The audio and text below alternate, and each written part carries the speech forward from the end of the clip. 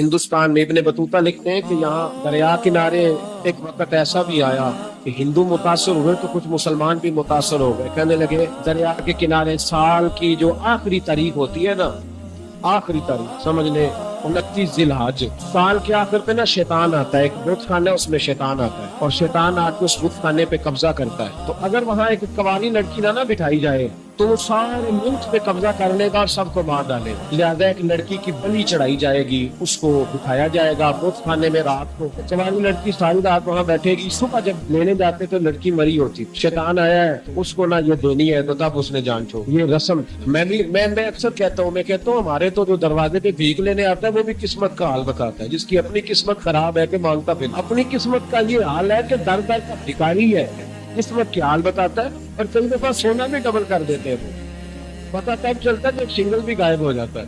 خدا کا خوف کرے، یہ قسمت کا حال بتاتا ہے کہ روٹیاں مانگتا ہے. تھوڑا سا معیار زندگی بنائے. مسلمان ہے، ابھی نظریہ بن گیا، مسلمان بھی اس نظریے کا شکار ہو گئے کہ جناب سال کے آخر میں ایک کنواری لڑکی بٹھائیں گے ورنہ وہ سارے ہندوستان کو مار دیں گے. حافظ ابو البرکات رحمۃ اللہ علیہ نام کے بزرگ ہوتے تھے اور سلسلہ عالیہ چشتیہ کے شیخ بھی تھے، لیکن اللہ کی قدرت یہ تھی کہ ان کے چہرے پر داڑھی اور منہ سے نہیں آئی. کچھ لوگوں کے نہیں نہ آتے باہر، کیا کہتے ہیں ان کو، اکھوٹے تھے. وہ ہمارا ایک لفظ ہے، بولتے ہیں پنجابی میں. ان کے چہرے پہ داڑھی نہیں تھی. وہ بھی کبھی کبھی اس رستے گزرا کرتے تھے تو قریب ہی ایک بوڑھی اماں کا مکان تھا. تو اماں بڑی مہمان نواز تھی، اس نے دروازے پہ اگر تھی بیوہ عورت تھی، ایک ہی اس کی بیٹی تھی. دروازے پر اس نے مہمان کھانا بنایا ہوا تھا، آنے جانے والے کو کھانا کھلاتی، چائے پہ شوق تھا اس کا. اور حافظ صاحب دن کے وقت وہاں آئے، اماں بغیر ہو رہی تھی، کھانا بھی نہ ملا، چائے بھی نہ ملی. تو کہنے لگے میں تو اس رستے اس لیے آیا تھا کہ یہاں ٹھہروں گا، مہمان نوازی یہاں اچھی ہوتی ہے، ہوٹل تو ہوتے نہیں تو مہمانوں کو مہمان خانوں میں ٹھہرنا پڑتا تھا. وہ اماں کدھر ہے؟ تو کہا اماں بڑی پریشان ہے. حافظ جی نے کوشش کی، ایک آدمی تھے کہ اماں سے ملاقات ہو. حافظ جی کا کمال یہ تھا کہ حافظ اتنے پکے تھے کہ ایک جگہ بیٹھ کر قرآن پاک شروع کرتے تھے اور وہیں سارا ختم بھی کر دیا کرتے تھے. اتنی تقی منزل کے حافظ تھے. تو حافظ ابو البرکات صاحب وہاں بیٹھے، وہ اماں بزرگ تھے حافظ صاحب. اماں سے کسی طریقے ملاقات کی تو اماں ملتے ہی رونے لگی چیخے مار. اماں کیا ہوا؟ کہنے لگے حافظ جی ایک کی بیٹی ہے، خاوند فوت ہو گیا تو میں نے نکاح نہیں کیا، بیٹی کے نام ساری زندگی کر دی. یہاں نا اب بت خانے میں میری بیٹی کو بٹھایا جائے گا. مسلمانوں کے بھی کچھ مسلمانوں کے بھی ہمارے گاؤں کے نظریات کمزور ہو گئے کہ ہم بچی کو بٹھایا جائے گا اور سویرے وہ مر جائے گی میری بیٹی. پورا راضی ہوئی ہے تو میری بیٹی کا نام نہیں کروں، بیٹی کو جانا ہی پڑے گا. یہ ہمارے ان کچھ علاقوں کا طریقہ ہے. حافظ جی کہنے لگے اماں تو اس طرح کر، میں لوگوں کو سمجھاتا ہوں کہ یہ غلط ہے، شریعت اس کو پسند نہیں کرتی. تو میرے ساتھ انہوں نے کہا یہ لوگ نہیں مانیں گے، بہت سارے ہندو بھی ہیں، بہت سارے مسلم بھی ہیں، تو خدمت ہو گئے نفسیات، یہ تھوڑی مانے. آواز جی کہنے لگے اماں پھر ایک اور حل بھی ہے، میرے چہرے پہ کون سا داڑھی ہے، تو بیویوں والے کپڑے مجھے دے. آج میں بیٹھتا ہوں وہاں دیکھتا ہوں کون سا شیطان آتا ہے. عقیدہ مضبوط ہے نا. اقبال کیا کہتے ہیں ارادے جن کے پتہ ہو، نظر جن کی خدا پر ہو، کلافن خیز موضوع سے وہ خبر آیا نجو کرتے. اب مجھے دو کپڑے بیویوں والے میں بیٹھتا ہوں. اماں کہنے لگی وہ شیطان واقعی آتا ہے. آج تک جتنی بچیاں گئی ہیں سویرے مردہ ملی ہے، سمجھنے والی بات ہے، غور کرنا، ساری مردہ آئی ہیں. تو حافظ جی جب وہ شیطان رات کو دیکھے گا نا آپ آئے آپ کو زیادہ ٹکڑے کرے گا کہ اس نے دھوکا کہ ہم مرد ہو کے اور جگہ پہ آیا. حافظ جی کہنے لگے ٹکڑے میرے ہونے ہیں، آپ فکر نہ کریں. دریا کنارے بہت خانہ تھا. حافظ جی عورتوں والا لباس پہن کے وہاں بیٹھ گئے. حافظ صاحب کہتے ہیں 3 دفعہ میں نے رات کو نکل کے دریا پہ وضو بھی کیا، ساری رات میں نے قرآن پاک پڑھا، اور جب فجر کا وقت ہوا تو باہر نکل کے میں نے اذان پڑھی. لوگ آئے تو میں نے جماعت کرائی. اور فرماتے ہندو مسلمانوں سب کو بلا کے میں نے کہا کہ اگر آج کے بعد شیطان نہ آئے تو ہندو کلمہ پڑھتے ہیں سارے. نے کہا جی پڑھتے ہیں. فرمایا 9 دن میں بالکل صحیح سلامت آ گیا، کوئی شیطان نہیں آیا. کہتے سب ٹھیک ہو گیا. ٹھیک ہے بیوی کیسے مر جاتی، اس کو ہم رات بٹھاتے تھے، سر ملکہ ملتی تھی تو اس کو مارتا تھا اگر شیطان مل جاتا. مجھے سمجھانے لگا کہ شیطان وسوسہ دیتا ہے، زندگی موت اس کے ہاتھ میں وسوسہ دیتا ہے، جتنی اس کو گنجائش ہے وہ کرتا ہے. وہ بیوی کیسے مرتی تھی. تو حافظ جی نے ایک بہت بڑی بات سمجھائی. کہنے لگے اصل بات یہ جس آدمی کو پتا ہونا میں نے سویرے مر جانا ہے وہ ڈر سے مر جاتا. جس کو پتا ہونا کہ میں یہاں مرنے آیا ہوں تو وہ ڈر سے ہی. فرمانے لگے اس کا عقیدہ کمزور ہو جاتا تھا، وہ نفسیاتی طور پر سمجھتی تھی کہ میں نے مرنا ہی مرنا ہے. تو خوف ہوتا تھا, کوئی قریب نہیں آتا تھا, دریا اور جنگل دائیں بائیں, اس عورت کے دل بند ہو جاتا, تو وہ خوف سے ہی اسے کوئی شیطان نہیں مارتا. اللہ کی عبادت کریں, عبادت سے برکت آتی ہے. حضرت ابو ادریس خولانی رحمت اللہ علیہ حضرت معاذ بن جبل کے شاگرد تھے, تابعی تھے, تابعی بزرگ تھے. فرماتے ہیں کہ میں جب سے حضرت معاذ بن جبل کی صحبت میں بیٹھا نا تو برے کاروباروں سے میری طبیعت تو چاٹ ہو گئی. کئی کاروبار میں دیکھتا تو جھوٹ بولنا پڑتا, اس میں بڑا کچھ کرنا پڑتا, تو مجھے ڈر آتا. آپ فرماتے ہیں میں نے نا بڑی کوشش کی پر میری مرضی کا کام مجھے صوفی کاہل نہیں ہوتا. فرماتے ہیں میری طاقت تھی کہ میں حلال کما کے بچوں کو کھلاؤں, پر میری مرضی کا کام نہیں ملتا تھا. حالت ہو گئی. اور جب انسان نیکی کی طرف آتا ہے تو کچھ نہ کچھ آزمائشیں ضرور آتی ہیں, یہ پکی بات ہے, پکی بات. جب وہ غلط ملت کر رہا ہوتا ہے تو اس کو لگتا ہے سارا کچھ صحیح ہے, جب سیدھا ہوتا ہے تو بہت ساری پریشانیاں بھی ضرور آتی ہیں. یہ مزاج ہے دین کا. آپ فرماتے ہیں میں پریشان رہنے لگا, حالات خراب ہونے لگے, آزمائش سخت ہونے لگی, کاروبار بند ہو گیا, کام ہی کوئی نہیں ملتا تھا.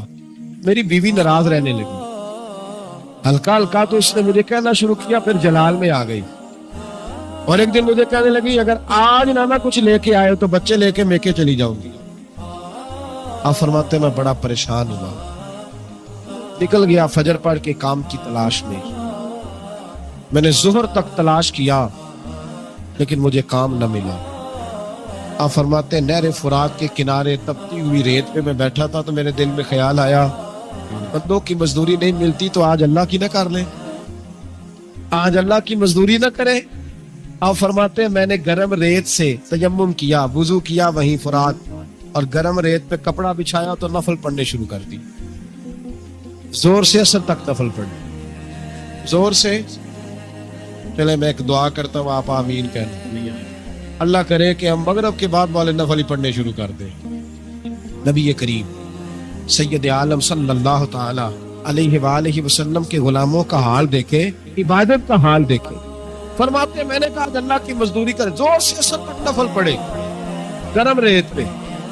اور جب اثر ہوئی نا تو میں نے اپنے رومال میں نا تھوڑی سی ریت باندھ لی. گھر کی دیواریں چھوٹی چھوٹی تھی. میں نے کہا بیوی نے دیکھا نا خالی ہاتھ ہے تو اندر سے شور کرے گی, ہم سائے بھی سنیں گے, تو چلو جب دیکھے گی نا رومال میں کچھ ہے حوصلہ کرے گی, جب اندر جاؤں گا تو سمجھا لوں گا. آپ مسکرا رہے ہیں نا ہلکا ہلکا, اس کا مطلب ہے ان باتوں میں کافی صداقت ہے.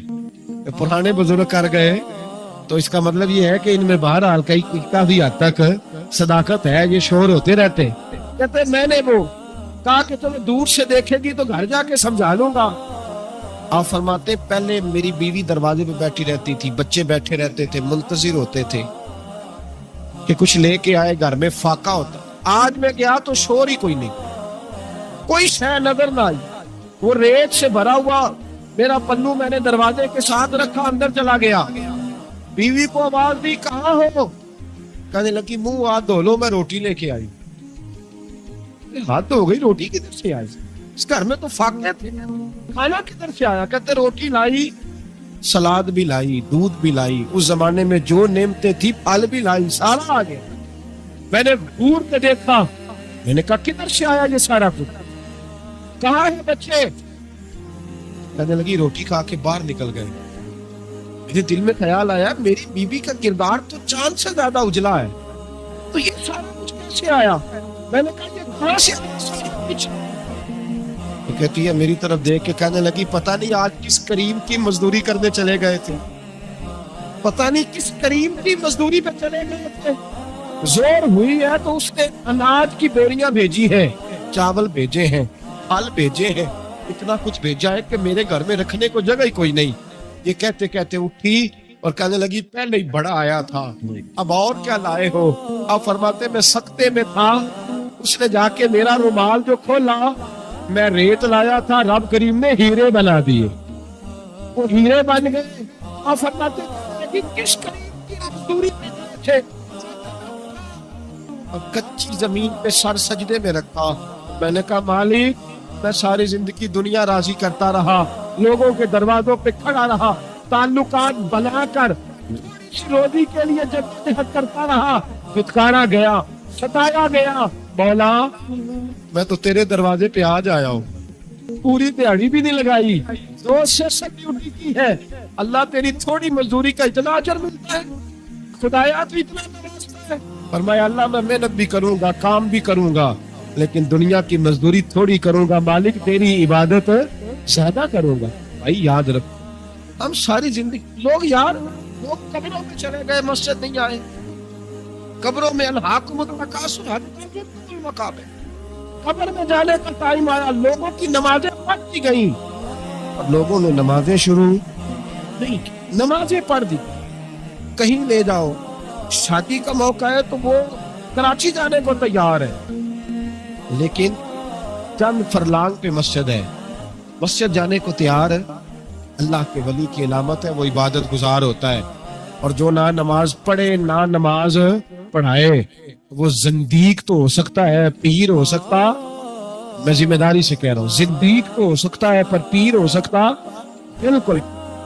वो कहता है मैं तकब्बुर करने वालों को पसंद नहीं करता, वो कहता है फसादी पसंद नहीं है, वो फरमाता है कि राहों में कजी करने वाले पसंद नहीं है, वो फरमाता है कि बदअहदियां करोगे तो मैं सुबह क़यामत तुमसे सवालात करूंगा।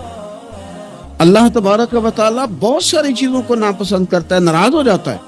बल्कि नबी पाक सल्लल्लाहु ताला अलैहि वसल्लम ने फरमाया तुम बात करते करते कोई ऐसा जुमला बोल देते हो कि रब इतना नाराज होता है कि तुम्हें पता भी नहीं होता, तुम्हारे लिए जहन्नुम का फैसला कर देता है।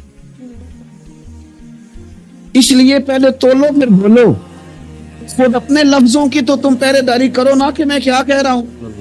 कोई ऐसा जुमला, कोई ऐसी बात वारसा मान करी ना वारसा, कोई ऐसी बात ना तुम्हारी जुबान से निकले। और हुजूर ये भी फरमाते हैं कि इसका दूसरा पहलू भी है, बाज़ों का तुम बात करते करते ऐसा जुमला कहते हो वो इतना राजी होता है कि तुम्हारे लिए जन्नत का फैसला फरमा देता है। मुसलमान को अब ये हुक्म है, इस सारी गुफ्तगू का नतीजा ये है कि वो अपने जज्बात पर, ख्यालात पर, निगाहों पर, जुबान पर, कानों पर थोड़ी तवज्जो दे, बेलगाम ना बने, बेतरतीब ना बने, जो तबीयत में आए कर ना गुजरे, थोड़ा सा ना सोचे समझे और थोड़ा संभल के चले। कभी उन कामों की तरफ ना जाए जिनसे रब नाराज हो जाता है, उन कामों की तरफ बढ़े जिनसे अल्लाह राजी होता है। मेरे नबी पाक सल्लल्लाहु ताला अलैहि वसल्लम ने इरशाद फरमाया, बाज़ अहादीस में लफ्ज ये है कि अल्लाह अपने बंदों को देख के मुस्कुराता है जो उसकी शान के लायक। जिस तरतीब से हम मुस्कुराते हैं, जिस तरतीब से हम रोते हैं, जिस तरतीब से हम किसी बात का इज़हार तशक्कुर करते हैं, खुदा इन बातों से पाक है। अब बहुत सारी हदीसों में आया कि वो मुस्कुराता है, तो क्या मतलब है मुस्कुराने का? तो उलमा तफसीर ने लिखा है मुस्कुराने का मतलब ये है कि वो बड़ा ही राजी होता है अपने बंदे से, बड़ा राजी होता है, ये मतलब। एक तो मुस्कुराने का मतलब ये कि वो बड़ा राजी हो गया, वो मुस्कुरा दिया अपने बंदे पे।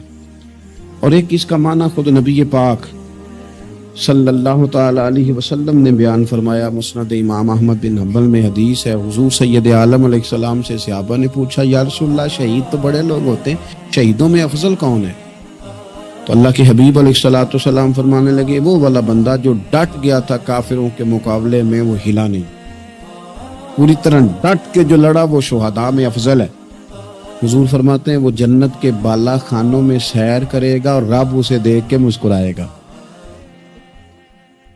रब उसे देख के मुस्कुराएगा, अल्लाह ताला मुस्कुराता है उसे देख के।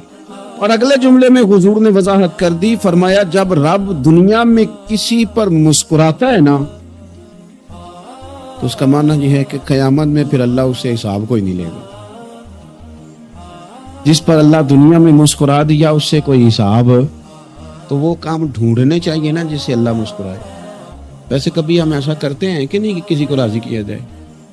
ये काम हम करते हैं कि हमारी कंपनी का जो सरबराह है वो हमसे राजी रहे, जिस इदारे में हम पढ़ाते हैं उस इदारे का बड़ा हमसे राजी रहे। ये करते हैं हम, उसके लिए कुछ ना कुछ हीले बहाने हम करते हैं। बरादरी, कबीला, इलाका, बस्ती, लोग किसी तरीके से हमारे साथ मुतमिन रहे, करते हैं ना ये सारे काम। उसमें थोड़ी मुश्किल भी हमें आती है, لیکن کرتے ہیں کیا کریں, گھر میں بھی کئی دفعہ ایسا ماحول بنانا پڑتا ہے.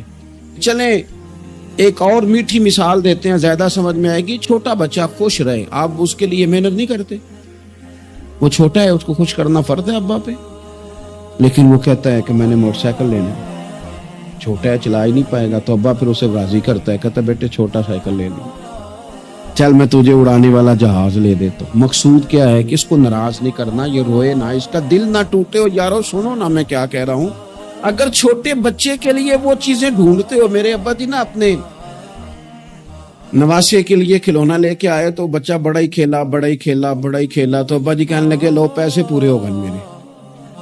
بچے کو پسند بڑا ہے نا, پیسے پورے کر چھڑے نے, دیکھو نا جی کتنا اس کو راضی ہوا ہے.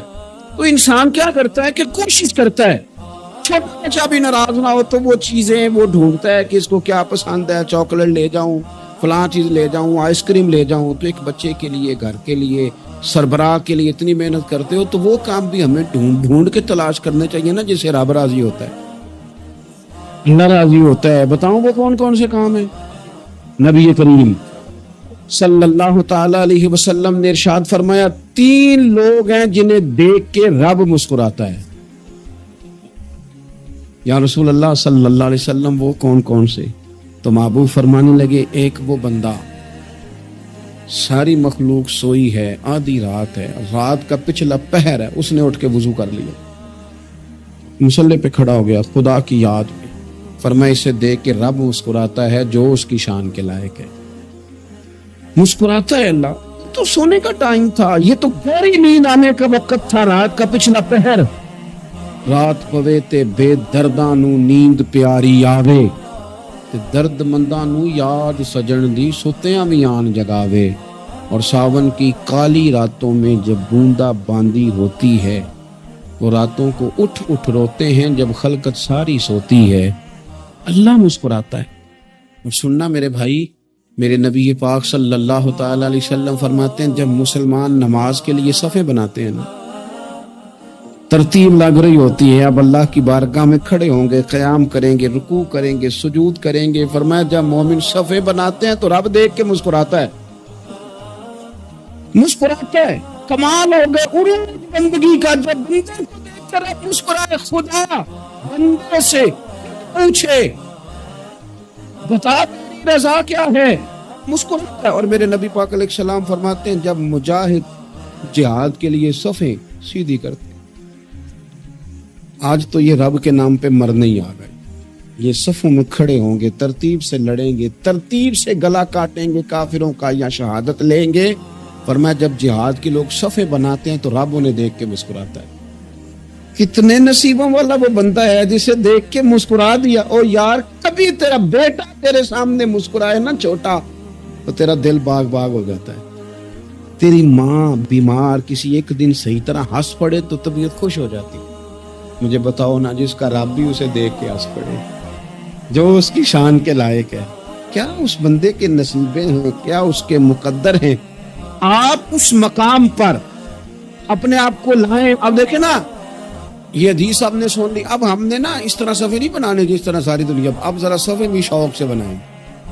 آپ ذرا تھوڑا سا شوق پیدا کریں گے, بھئی یہ تو میں وہ کام کرنے لگا ہوں جسے دیکھ کے رب مسکراتا ہے.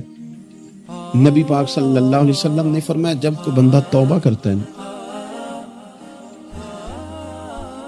ہم توبہ کا رٹا لگاتے ہیں, یا اللہ میری توبہ یاد. اور توبہ کا تو مطلب یہ ہے کہ پچھلے گناہوں سے پکی توبہ, آج کے بعد یہ غلطی نہ کرنے کا پکا وعدہ.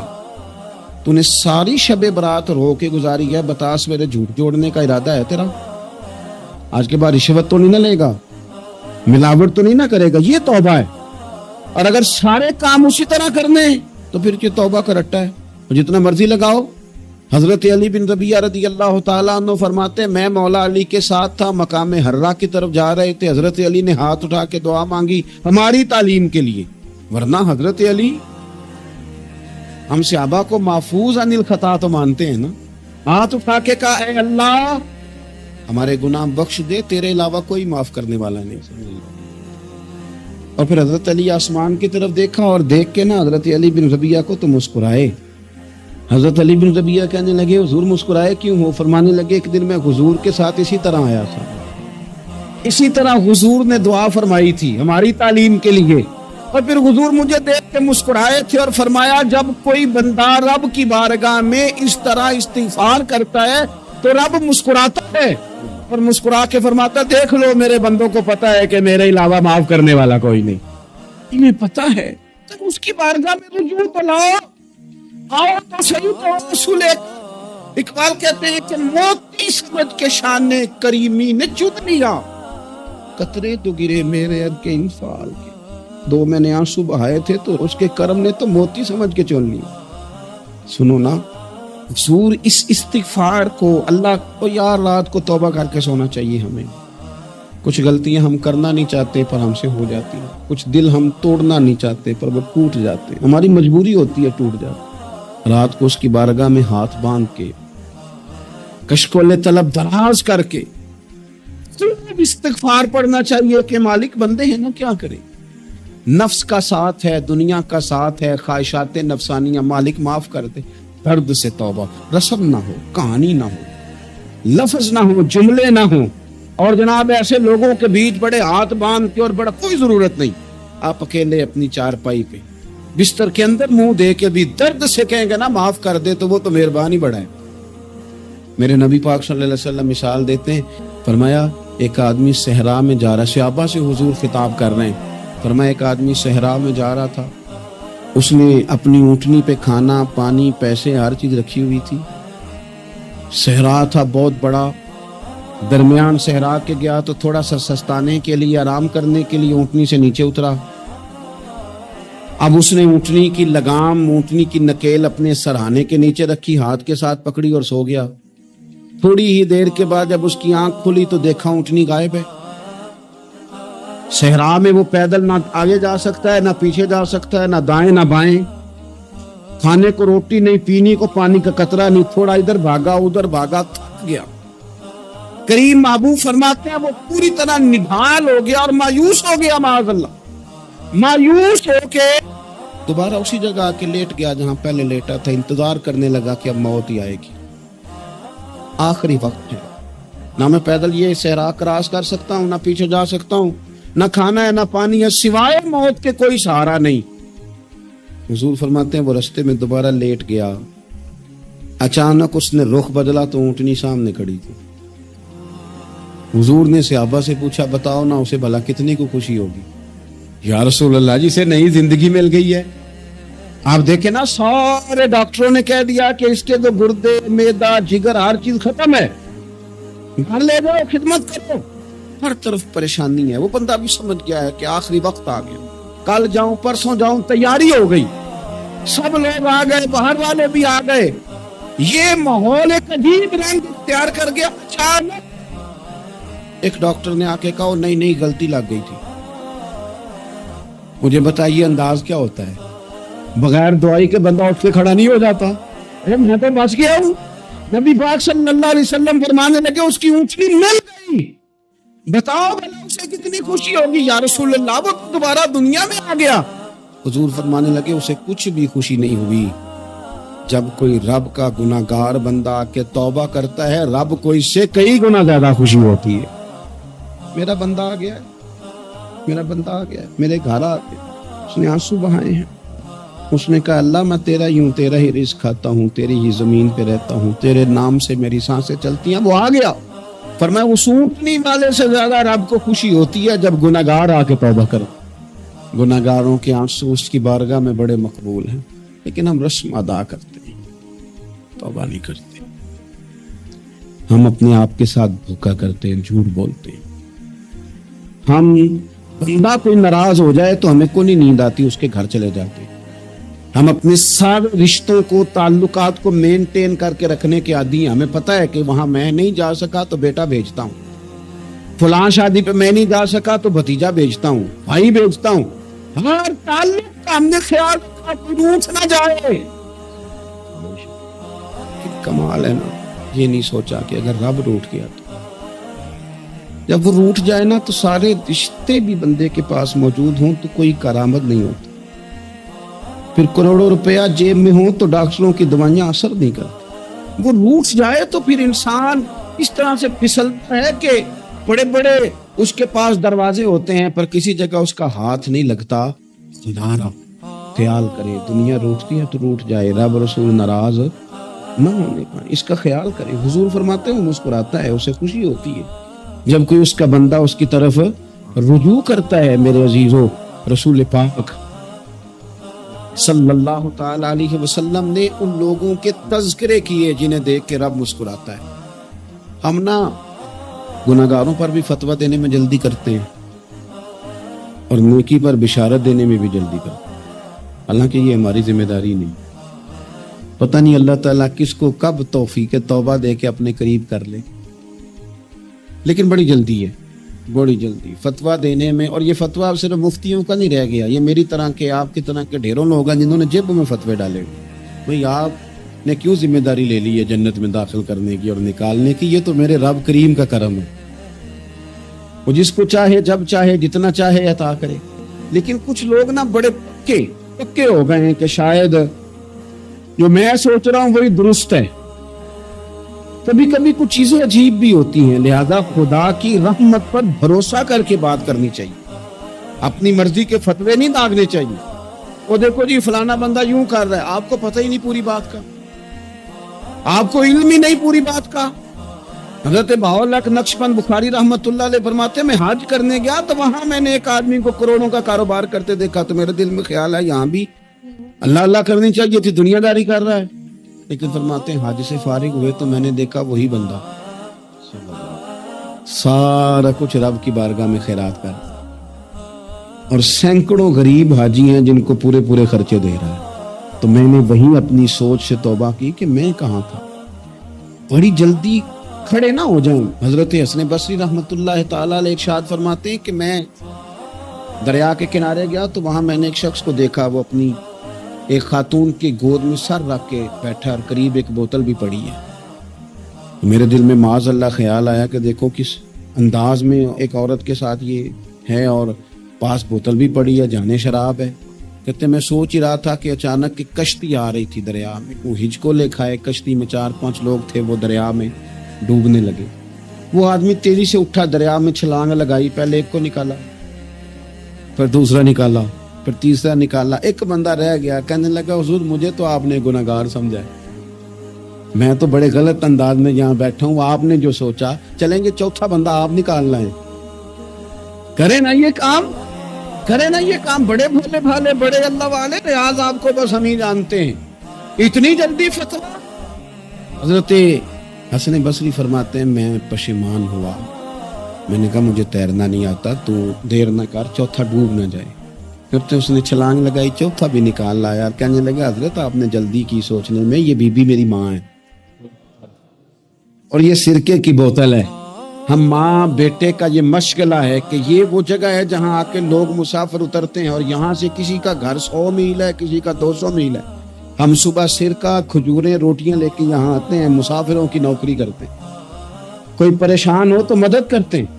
حضرت خواجہ حسن بصری فرماتے ہیں میں نے معافی مانگی, ان سے بھی مانگی, رب سے بھی مانگی. انہوں نے مانگ لی نا بزرگ پر, ہم کو نہیں تیار مانگنے کو. ہم ہر وقت بدگمانیاں, وہ فلانا فلانے جرم کرتا تھا, میں اسے اب کیسے نیک مان لوں. وہ نمازی ہے, خدا کے گھر آتا جاتا ہے, اب اللہ کی بارگاہ میں حاضر ہوتا ہے. جب رب نے معاف کر دیا تو بھی سوچ بدل جا. سنیں حضور کیا فرماتے ہیں.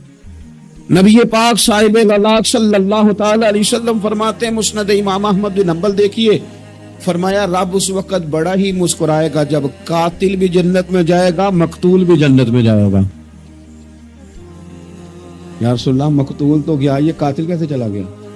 حضور فرماتے ہیں جائے گا, اور جائے گا اور رب مسکرائے گا جو اس کی شان کے لائق ہے. یا رسول اللہ کس طرح؟ تو نبی پاک صلی اللہ علیہ وسلم فرمانے لگے اس نے ایک مومن کو قتل کیا تھا, وہ شہید ہو کے جنت میں چلا گیا. اب اللہ نے بعد میں اسے توبہ کی توفیق دے دی. پہلے اس نے کلمہ پڑھا, پھر یہ میدان میں اترا, کافروں سے لڑا, یہ شہید ہوا, اور آپ نے اسے بھی جنت دے دی.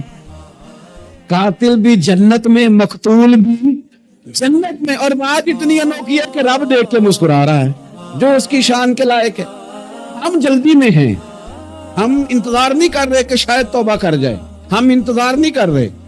لیکن میرے عزیز इतनी जल्दी ना करें। सोचों का साफ होना, ज़हनों का पाक होना और लोगों के बारे में गुमान का अच्छा होना। आप किसी नफ्सियात के डॉक्टर के पास चले जाएं, उसे कहें टेंशन बढ़ी है, मैं उनके मज़ामीन पढ़ता रहता हूँ, वो सबसे पहला सबक आपको ये पढ़ाएंगे कि अच्छा सोचा करें। अच्छा सोचने से बंदा तंदुरुस्त रहता है। किससे बंदा तंदुरुस्त रहता है? हैं जी, वाकई। यानी इस वाले पड़ोसी के बारे में भी अच्छा सोचना है घर में, इस वाले के बारे में भी, छोटे भाई के बारे में भी अच्छा सोचना है और बड़े के बारे में भी अच्छा ही सोचना है। यानी अपनी बरादरी कबीले के बारे में भी अच्छा सोचें, जो कबीले का नहीं उसके बारे में भी चलें, थोड़ा सा अच्छा सोच लें। अपने बारे में तो अच्छा सोचा है बड़ा। मैं कहता हूं कि हम अपनी गलतियों समेत अपने आप से बड़ा प्यार करें और दूसरे की एक गलती नजर आ जाए तो हमें घिन आने लग जाती है। आप जल्दी न करें, मालिक ने मौका दिया है बंदों को, ना वो किसी का रिज्क छीन रहा है ना सांसें छीन रहा है, वो अपनी जमीन पे चलने भी दे रहा है, रहने भी दे रहा है। तो जब उसने मौका दिया है आप भी थोड़ा मौका दें। अल्लाह बड़ा करीम है, दरवाजे खोलेगा, उसके बंदे उसकी बारगाह तक पहुंचेंगे। बदगुमानियां और फिर बदगुमानियों का उरूज और उस लेवल तक जाके बात कर देना का जहां से खौफ आए कि यार ये बात नहीं करनी चाहिए। रसूल कायनात सरवरे दो आलम सल्लल्लाहु ताला अलैहि वसल्लम फरमाते कि अल्लाह मुस्कुराता है। देखो हमारे यहाँ ना एक और भी मसला बन गया। मैंने कुछ लोगों को ना पक्का, मेरे प्यारे हैं, मोहब्बत है मुझे, तो मैं चूंकि आप मेरी क्लास है, मैं मुशाहिदाती और तजर्बाती बातें भी कर लेता हूँ, उसी की रोशनी में कई दफ़ा गुफ्तगू भी तैयार करता हूँ। कुछ लोगों ने ना पक्का ज़हन बना लिया ये कहने का कि हाथ बड़ा तंग है। पक्का आप जिस वक्त पूछ लें उनका हाथ और बड़ा ही ज़्यादा तंग है। आप यकीन करें, बहन का जो खामंद है वो कह रहा है जा हिस्सा लेके आ, तेरे भाइयों की कमाई तो नहीं, तेरे अब्बा की है, लेके आ। तो बेचारी उसकी मिन्नतें कर रही है, कहती है अगर जाऊंगी ना तो वो कहेंगे हिस्सा ले जा, आज के बाद हमारे घर में, मेरा दरवाज़ा ना बंद करो, मेहरबानी करो। और भाई से बात करती है तो कहता है हाथ ही बड़ा तंग है, जब ठीक होगा तो दे दूंगा। न करेंगे सुन, हमारे अपने तड़पते रहते हैं और हमारी दौलतें अंदर पड़ी रहती हैं।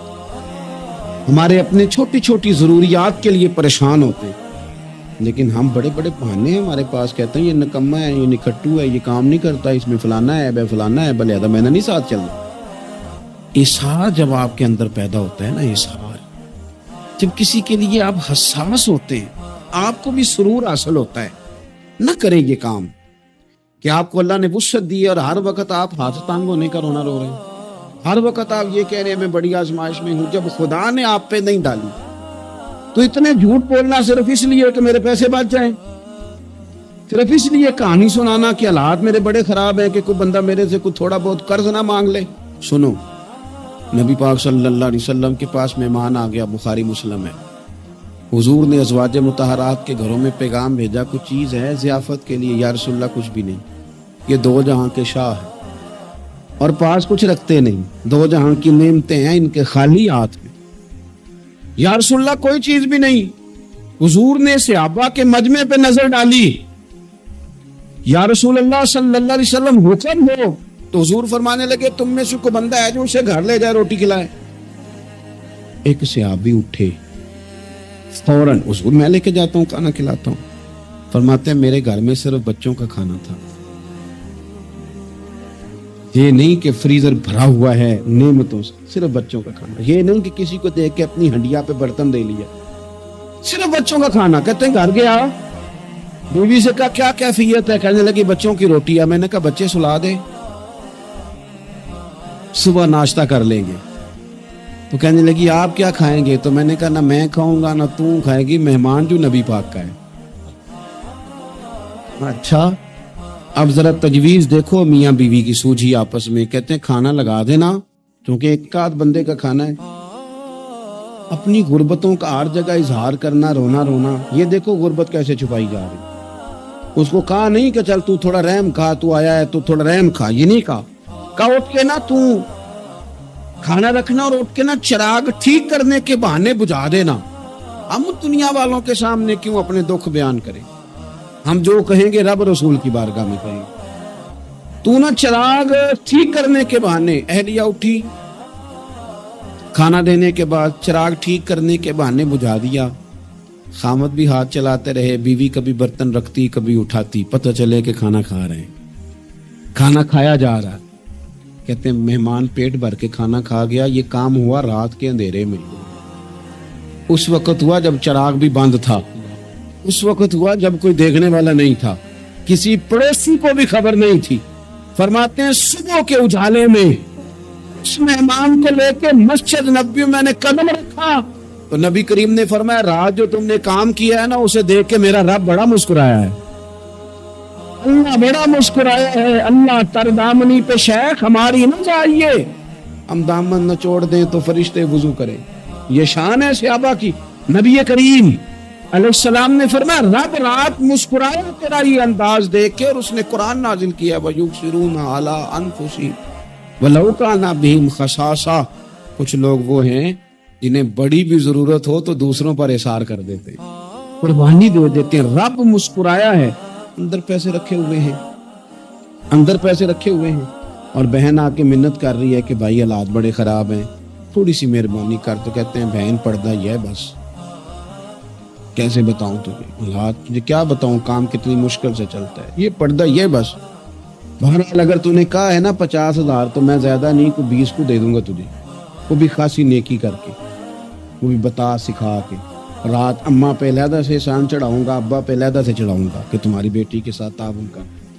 سارے علاقے کو ویسے ہی بتاؤں. اور وہ غریبنی بیچاری 20,000 لے کے گھر گئی ہے, پھر سفارشیں کر رہی ہے کہ مہربانی کرو. میں نے ایسے بھی دیکھے ہیں جو پہلے بیوی کو پکڑاتے ہیں تو دے, اس لیے کہ پھر وزیر اعظم تو ڈنڈا نکال لے گا تو بڑا مشکل ہو جائے گا پھر گھر میں رہنا. لہذا وہ یہ تو آگے لگ. یہ کیا لہجہ ہے آپ کا, یہ تو کسی کو بھی دیں تو چھپا کے دینے کا حکم ہے. کسی کو بھی دیں تو ہمیں حکم یہ ہے کہ سیدھے ہاتھ سے دینا ہے, الٹے کو خبر. اور یہ جو بالکل ہی اپنے, ان پر تو پردہ پوشی آپ کے لیے ویسے ہی ضرورت تھی. میرے عزیز رب مسکراتا ہے. میرے نبی پاک علیہ السلام نے یہ اعمال ہمیں بتائے جن پر اللہ مسکراتا ہے, خوش ہوتا. اور بعض لوگوں کو حضور نے نامینیٹ کیا. حضرت سعد بن معاذ رضی اللہ تعالیٰ عنہ عظیم صحابی تھے. یہ وہ خوبصورت صحابی ہیں جن کے جنازے کو کندھا میرے نبی پاک نے عطا فرمایا. حضور نے کندھا عطا فرمایا. کمال ہو گئی. نرخ بازار محبت کا انوکھا ہی ہو گیا. خود خریداروں میں شامل آ کے مولا ہو گیا. حضور نے کندھا دیا. حضرت سعد بن معاذ رضی اللہ تعالیٰ عنہ کا جب جنازہ اٹھا, ان کی والدہ رو پڑی, بڑے درد سے روئی. ماں تھی نا, ان کی آواز جب حضور تک گئی تو نبی پاک نے فرمایا آنسوؤں کو روک لے, آواز کو کم کر لے. تیرے بیٹے کی تو جب روح پرواز ہوئی ہے تو رب مسکرایا. جس کے آنے پہ رب راضی ہو مسکرا دے جو اس کی شان کے لائق ہے. یہ تو وہ لوگ ہیں کہ جن کے جانے پر نا رب, وہ کسی نے کہا تھا کہ میرے مرنے پہ ہر سو شور مچ جائے گا, دیکھو گے میرے مرنے پہ ہر سو شور, تمہیں پتہ چل جائے گا جب ہم جائیں گے. میرے مرنے پہ ہر سو شور مچ جائے گا, دیکھو گے. اور کہنے الوداع سرکار خود تشریف لائیں گے. اور درویش کہنے لگے بعد مرندے مکھڑا میرا ہو جاوے جے تازہ, پھر سمجھ لینا محبوب میرے نے آن پڑے ہے جنازہ. اور عاشق کا جنازہ ہے, ذرا دھوم سے نکلے اور محبوب کی گلیوں سے ذرا گھوم کے نکلو. فرمایا کہ ان کے تو جانے پہ رب قریب. اور حضور نے ایک دعا بھی دی. حضرت ابو طلحہ, حضرت طلحہ رضی اللہ تعالیٰ عنہ صحابی تھے, ان کا وصال ہو گیا تو حضور نے دعا بھی دی. فرمایا یا اللہ جب میرا طلحہ آئے نا تو اس سے مسکرا کے بات کرنا, یہ تجھ سے مسکرا کے بات کرے جو تیری شان کے لائق ہے. تو اللہ تعالیٰ غائب درجے راضی ہوتا. ایک دفعہ پھر بات دہراتا ہوں, جو میدان میں ڈٹ کے شہید ہو رب اسے دیکھ کے مسکراتا ہے جو اس کی شان کے لائق. جو توبہ صحیح کریں سچی کریں رب انہیں دیکھ کے مسکراتا ہے جو اس کی شان کے لائق ہے. جو نماز کے لیے صفیں بنائے رب انہیں دیکھ کے مسکراتا ہے. جو جہاد کے لیے صفیں بنائے رب دیکھ کے مسکراتا ہے. جو لوگ صبح پچھلے پہر اٹھ کے عبادت کریں رب انہیں دیکھ کے مسکراتا ہے. اور جو کبھی کبھی بھوکے رہ کے دوسروں پر قربان کر کے اثار کر دیں رب انہیں دیکھ کے مسکراتا ہے. بہت بڑی فضیلت ہے. اللہ ان سارے کاموں میں سے کسی ایک کام پہ ہمیں بھی لگا دے. تاکہ یہ والی فضیلت اللہ تعالی ہم گناہگاروں کے حصے میں بھی فرما دے. آخر دعوانا ان الحمدللہ رب